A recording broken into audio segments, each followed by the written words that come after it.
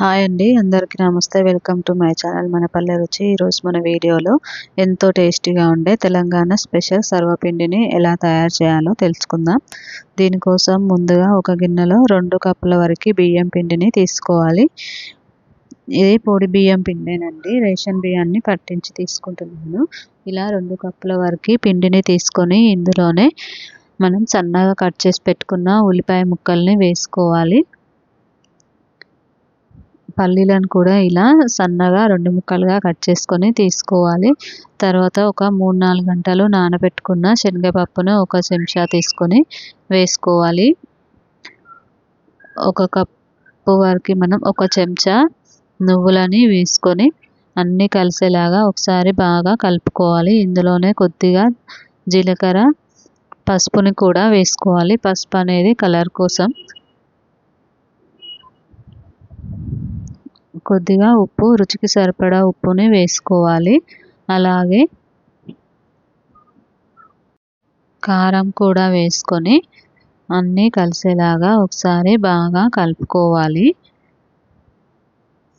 ఇలా అన్నీ వేసి చేసుకోవడం వల్ల మనకి సర్వపిండి అనేది టేస్ట్ చాలా బాగా వస్తుంది.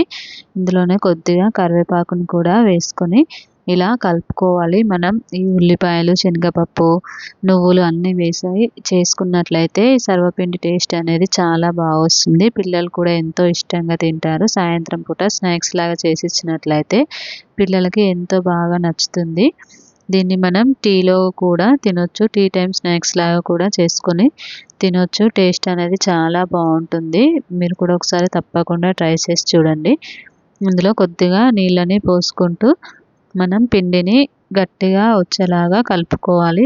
ఈ పిండి అనేది మెత్తగా కాకుండా ఇలా వీడియోలో చూపించిన విధంగా ఉంటే సరిపోతుంది. మనకి పిండి అనేది చపాతీ పిండిలాగా కలిపి పక్కన పెట్టుకోవాలి. ఇలా మెత్తగా కాకుండా గట్టిగా కాకుండా మనకి ఈ విధంగా ఉంటే సరిపోతుంది. తర్వాత ఒక కడాయిని తీసుకొని అందులోనే కొద్దిగా ఆయిల్ని పోసి పిండిని ఇలా ఒకసారి ఒత్తుకొని తీసుకోవాలి. ఇలా దీంట్లో కడాయిలో పెట్టుకొని ఇలా చేతితో ఒత్తుకుంటూ కడాయి మొత్తం వచ్చేలాగా చేతికి నూనె రుద్దుకుంటూ మనం ఈ పిండిని కడాయిలో పెట్టుకొని ఇలా చేతితో ఒత్తినట్లయితే కడాయి మొత్తం వస్తుందండి. దీన్ని మరీ మందంగా ఒత్తుకోకుండా కొంచెం ఇలా ఈ మందంగా ఒత్తుకుంటే సరిపోతుంది. పలుచగా ఒత్తుకున్నట్లయితే తొందరగా మాడిపోతుంది కదా. అందుకని మనం ఈ విధంగా వీడియోలో చూపించిన విధంగా ఈ సైజ్ ఇంతగా చేసుకున్నట్లయితే సరిపోతుంది. ఇంత మందంగా.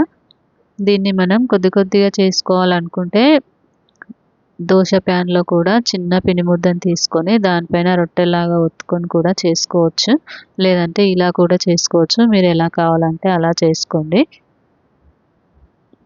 ఇలా ఈ విధంగా చేతితో ఒత్తుకున్నట్లయితే మనకి కడాయి మొత్తం వచ్చేస్తుంది పిండి అనేది ఇలా.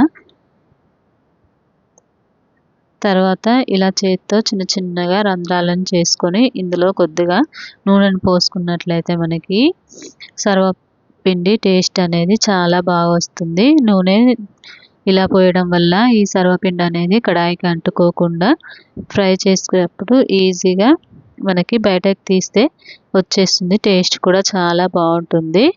నూనెను వేసుకోవడం వల్ల కూడా మనకి పిండి అనేది తొందరగా మాడిపోకుండా ఉంటుంది. అందుకని ఇలా కొద్దిగా నూనెని వేసుకోవాలి. తర్వాత దీన్ని స్టవ్ పైన పెట్టుకొని మీడియం ఫ్లేమ్ పెట్టుకొని ఒక 5-6 నిమిషాలు ఉండనివ్వాలి. అలా అయితే మనకి సర్వపిండి అనేది రెడీ అయిపోతుంది. ఇది ఉడికించుకునేటప్పుడు పైన మూత పెట్టుకొని ఉడికించుకున్నట్లయితే మనకి తొందరగా ఉడికిపోతుంది. చూసారా, ఒక 5 నిమిషాల తర్వాత మనకి మూత తీసి చూసినట్లయితే ఇలా అవుతుంది సర్వపిండి అనేది.